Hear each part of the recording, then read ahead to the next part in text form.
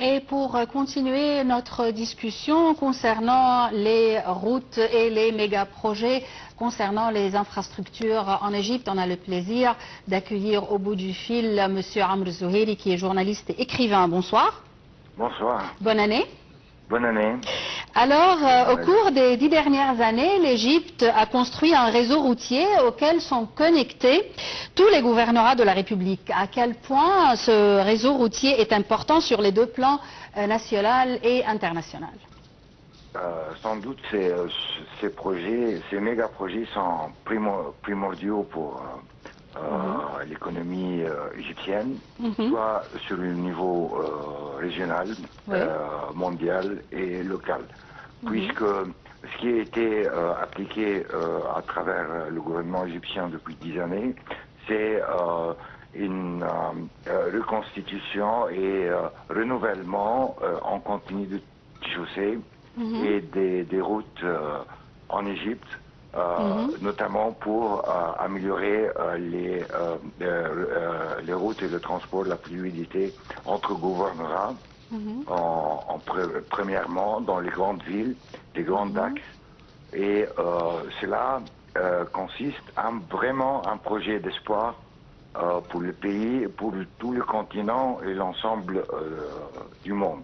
Puisque cette circulation fluide pourrait améliorer l'état économique du pays en général, réduira sans doute le coût en devises étrangères soit de perte du gaz ou du pétrole à cause des embouteillages, ou également ça aide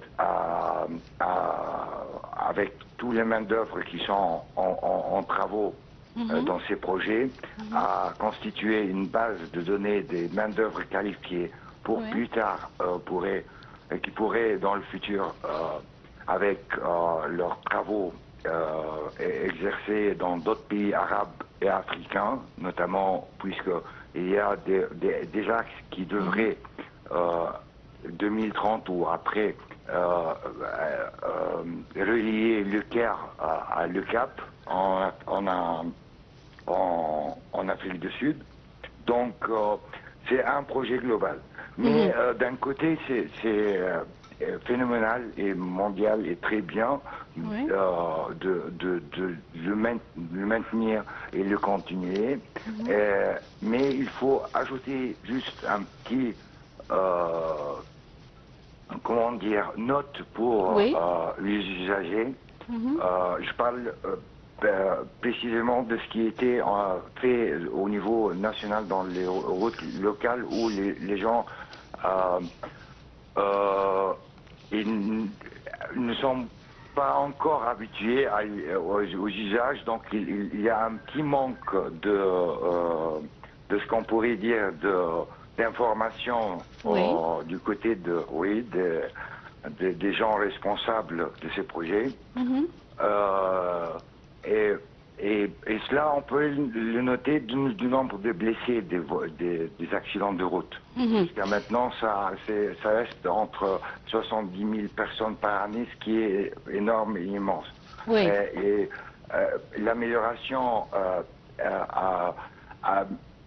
réduira le coût des ambulances, des agents de sécurité, etc. Mais l'information dans les écoles, partout dans le pays, des règles de base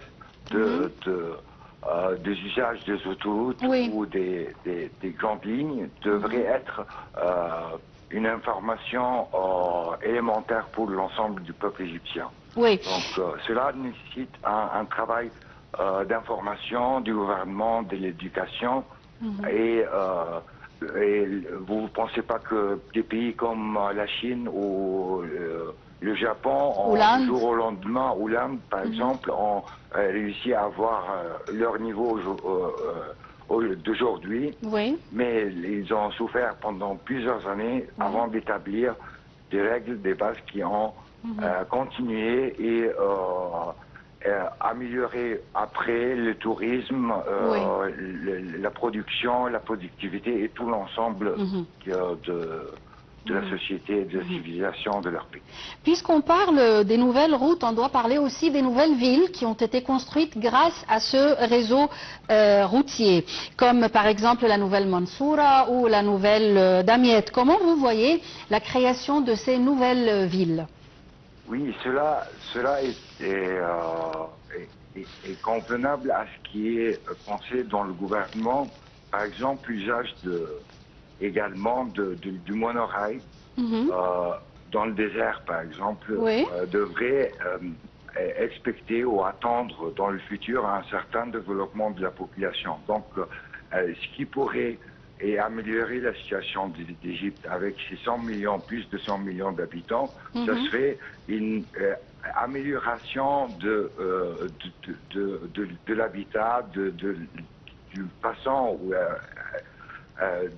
avec laquelle les Égyptiens vivent leur vie ou habitent dans les villes et dans les secteurs. Donc l'idée de créer plusieurs métropoles à côté du Caire, comme... On peut donc dire que tous ces projets sont plus ou moins connectés. Sans doute, c'est connecté avec un méga projet global qui devrait relier le maritime, le fluvial, le terrestre. Le projet de l'Égypte 2030, bien sûr. 2030 devrait continuer. Cette amélioration actuelle dans les indices mondiaux, par exemple les tas de chaussées, ont été établis grâce à la nouveauté des projets. Oui. Mais ce qui devrait se faire dans le futur, c'est avoir la possibilité de maintenir ces projets à leur niveau initial et ce maintien devrait être dans l'ensemble des projets, des méga-projets du pays. Alors, sur cette note optimiste, je vous remercie pour vos éclaircissements, Monsieur Amr Zouheiri. Je répète que vous êtes journaliste. Une petite pause, mesdames et messieurs, et je reviens tout de suite.